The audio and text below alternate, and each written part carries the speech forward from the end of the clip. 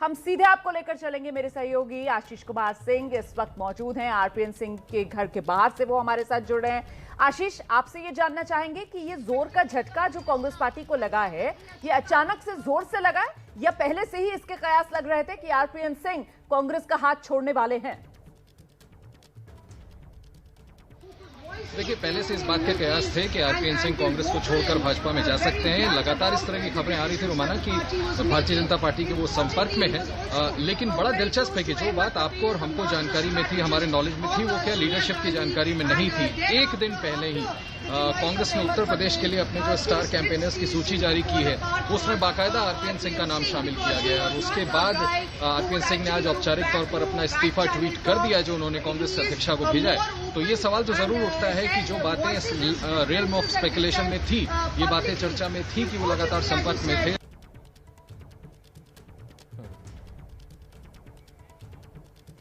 दिक्कत आ गई है, कुछ तकनीकी खराबी आई है। आशीष कुमार सिंह का हम बाद में रुख करेंगे, लेकिन नीरज पांडे लगातार हमारे साथ बने हुए हैं। तो नीरज, कुल मिलाकर क्या माना जाए, अगर इस पडरौना सीट की बात की जाए, यहां से कुशीनगर से सांसद बनने से पहले इस सीट से विधायक भी रहे हैं आरपीएन सिंह, और जिस परिवार से आते हैं उसका इस पूरे इलाके में दबदबा, तो ऐसे में वो जातिगत समीकरण साधने में कारगर हो सकते हैं बीजेपी के लिए आरपीएन सिंह?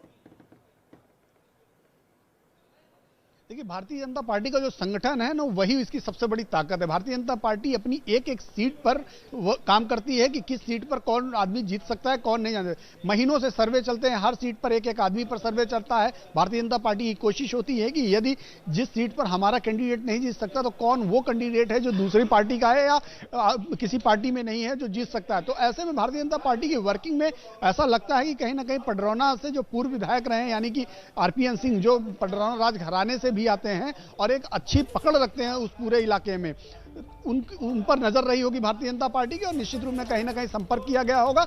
और राजनीति भी जब दोनों लोगों के उद्देश्य सही एक पटरी पर आते हैं, यानी कि शामिल होने वाले के उद्देश्य और शामिल कराने वाले के, दोनों के उद्देश्य, यानी कि पार्टी को भी उससे फायदा होने वाला हो, और आरपीएन सिंह यानी कि जो पिछले लगातार 2 चुनाव हार चुके हैं, उनको भी, बल्कि 2 क्या 3 चुनाव हार चुके हैं, कह सकते हैं कि एक विधानसभा का हारे, 2 लोकसभा का चुनाव हारे, उनको भी ये लगे कि अब उनकी राजनीति शायद कांग्रेस में आगे न बढ़ पाए। तो कहीं ना कहीं जब दोनों के हित एक निहित उसमें आते हैं, तब दोनों लोग एक रथ पर सवार होते हैं। तो निश्चित रूप में भारतीय जनता पार्टी ने उन पर कहीं ना कहीं दांव लगाया है, उनको पार्टी में लाने का दांव खेला है। तो आरपीएन का भी इसमें हित छिपा हुआ है। आरपीएन को भी ये लगता है कि नहीं, जाहिर सी बात है कि जब दोनों को ही फायदा होता है तभी हाथ मिलाया जाता है, इसमें तो कहीं कोई शको शुबा की गुंजाइश है नहीं। लेकिन कुल मिलाकर महत्वपूर्ण तो ये भी हो जाएगा ना कि परिवारवाद को लेकर बीजेपी जिस तरीके से आक्रामक रहती है, दूसरे दलों को घेरती है, ऐसे में आरपीएन सिंह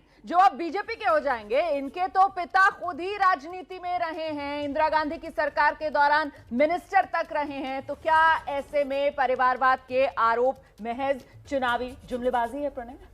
चुनावी जुमलेबाजी तो खैर चुनावी मौसम में नजर आती ही है।